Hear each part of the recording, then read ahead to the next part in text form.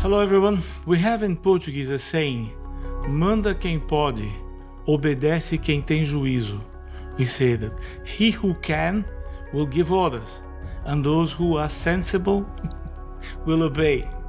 That's a humorous way of putting something that we have all been in one way or another acquainted with. That's the idea of hierarchic organization, giving orders, receiving orders, duties, rights, assignments, missions, good conduct, bad conduct. We all have our teeth cut on such ideas. And why is that so? Because it's one of the toughest endeavors we can have is to give orders. To be empowered with an authority that has to be exerted on other people. That can be really ungrateful. It can be a very bad, a very unpleasant experience. Nero, the emperor, is supposed to have said, when he was back from his campaigning world around, and he had to judge and decide on the fate of one man. This one soldier, this one man should be hung or not.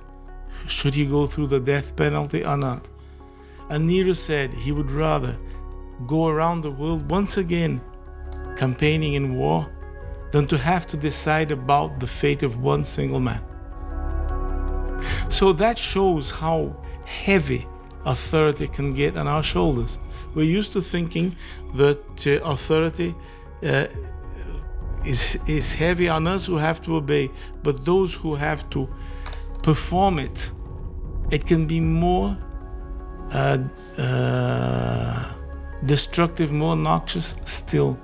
So we go through presently, we're watching an international scenario where we have a Brazilian judge of a Supreme Court having an international talk with a billionaire, better say, about what is the essence of the work of a judge, and what is the essence of the work of a social platform. This clash of interests, of mentalities, this mutual facing they are going through can bring us a lot of learning. We can derive a lot of wisdom and apply it to our personal lives in order to achieve a better result in our personal relationships, in our professional aims, in the things we do. So it can be very difficult to give orders. It can be more difficult than receiving them. We have in history, in archaic Greece, we had the example of two legislators who became very famous in posterity. They were Greek, they were from Athens. One was called Dracon, and from where you have the expression draconian. Some draconian decisions, some draconian laws, some draconian sentences, which come from a theoretical idea. Dracon was having a lot of trouble in Athens at the time because he had to make some very difficult decisions as far as the application of law was going. And he picked up what had been the accumulated decisions of several judges previous to him concerning some issue, like for instance, hereditability, the heirs of a farm, how to deal with that. Some families were being broken to pieces with that kind of situation. The transmission of the patrimonial conquests of previous generations. And he had he caught what all of them had written and kind of established it like a jurisprudencia, like something that would be a juridical background for the application of the law. And he built up a law. It was extremely tough extremely rough, including death penalty. And he presented that to Athens, to Greece, as if it were his will. He brought it as he said, look, I think that the best way to deal with with law is writing down this because of that. And then he showed it. And then a few decades later, another legislator, Solon, came up. And he had to review. It was very rapid, maybe 40, 50 years between one and the other. But very rapidly, he had to overgo what had already been seen, review the whole thing, and re-establish a few things which made the law more palatable, made more breathing, possible to be breathed. He humanized what Draken had written. But he did it, Draken did it as if it were his will. He decided that was the way it should be.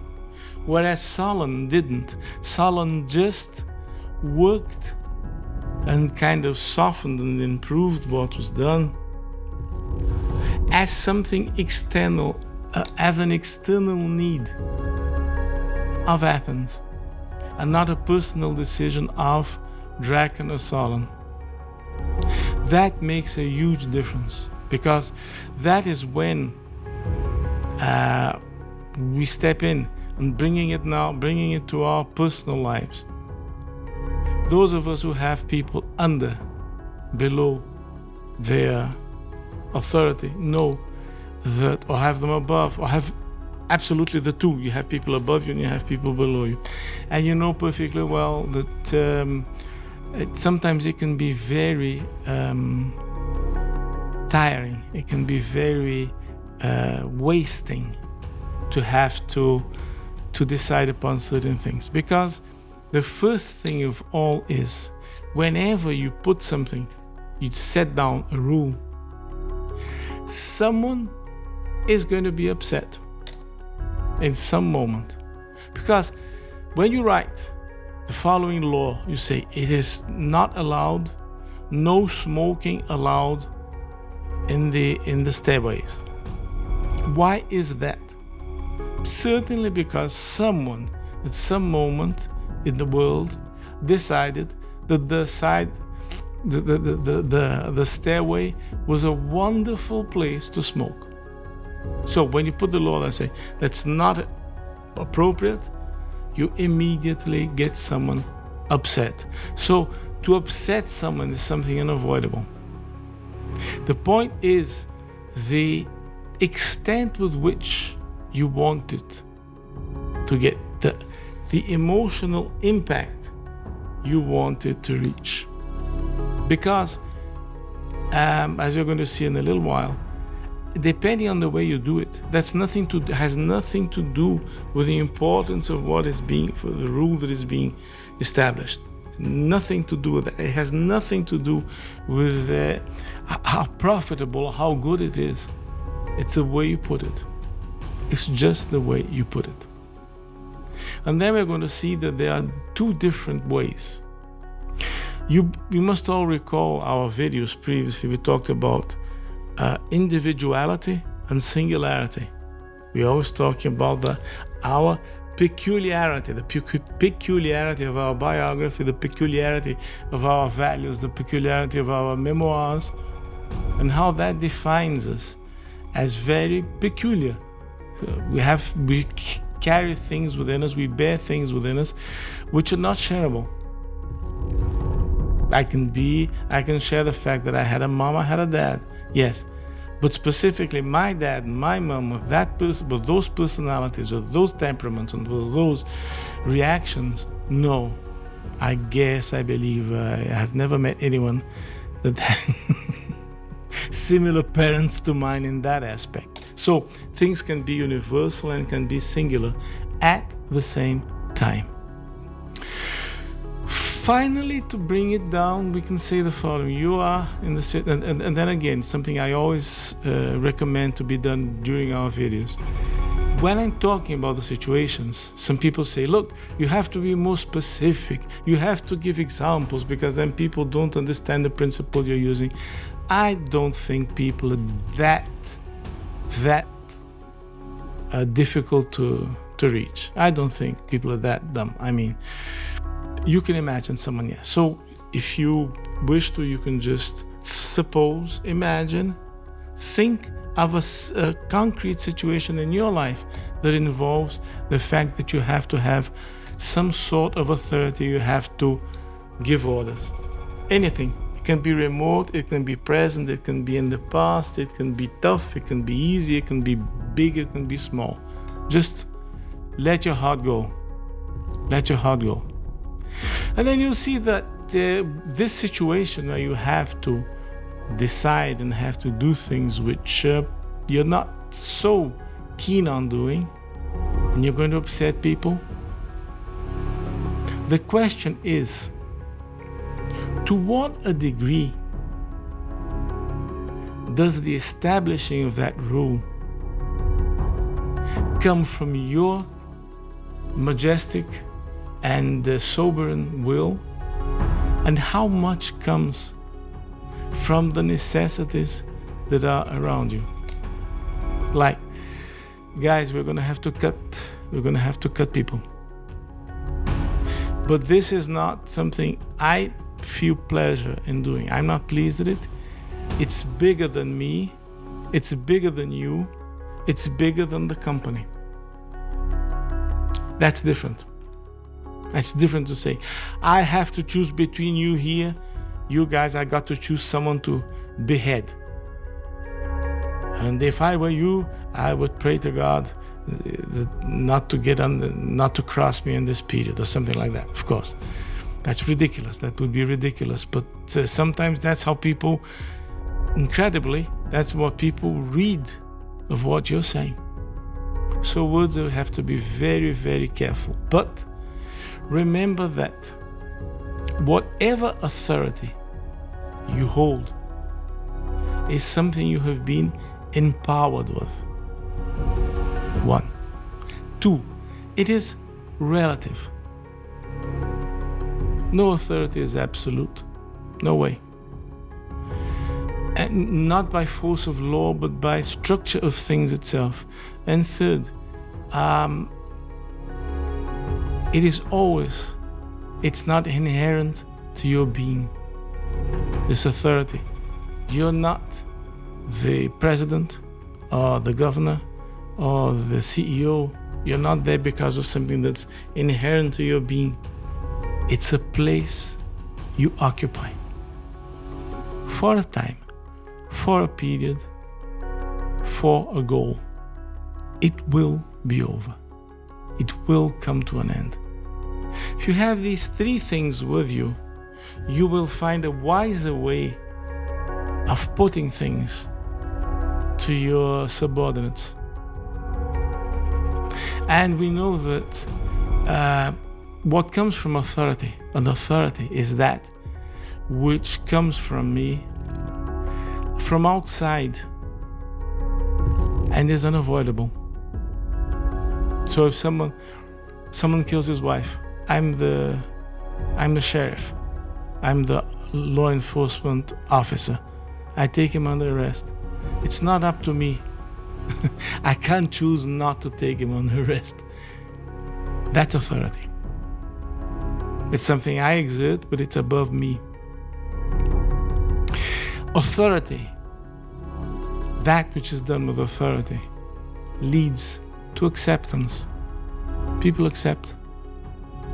They'll accept your voice, your voice of prison. And that can take to love. Of course, not the imprisonment, but let's think about trivial, more daily chores and things to do. And it takes to love. So you can be loved by your authority, even if your authority is there to upset someone. That someone might still love you, despite what you have for him. And then finally we have the authoritarian way of dealing with things, which is the draconian one, which is you do it because I want you to do it. And there is nothing bigger than me. What I decide, I want being done. You comply. This kind of authoritarian posture takes to subjection, not to acceptance. Your rule has not been accepted. People have subjected themselves to your rule. And the effective product of subjection is not love. It's fury. And I can assure you, and you yourself know that, if there is something that is dangerous, and you have people under your jurisdiction, on your turn, furious at you. It's not good. It's really not good. You're not going very far with that team. So when we think of these aspects, you might say, well, but you're talking about professional teams, you're talking about politics, you're talking about... Yes, but I am also talking about our personal way to deal, how we deal with our kids. How do we put discipline to them? How do we teach them? What do we teach them? In what way? That's another fight we're having now. What do I teach my child? What is the most correct sexual, ethical point of standing? Which is the correct stance? We're all going through that. Because we have to be careful in order to use of authority without authoritarianism. And that will bring less toxic, less noxious, less furious environments for our work, and less fury among our children, among the children of our children, among our neighbors, among the people we live together with. So don't give up on yourself. Carry on working in order to use your authority, yes, and do it in a loving, kind, compassionate way, as if just showing the truth. You don't find any pleasure in subduing, in overwhelming other people. Thank you very much. See you next video. Bye-bye.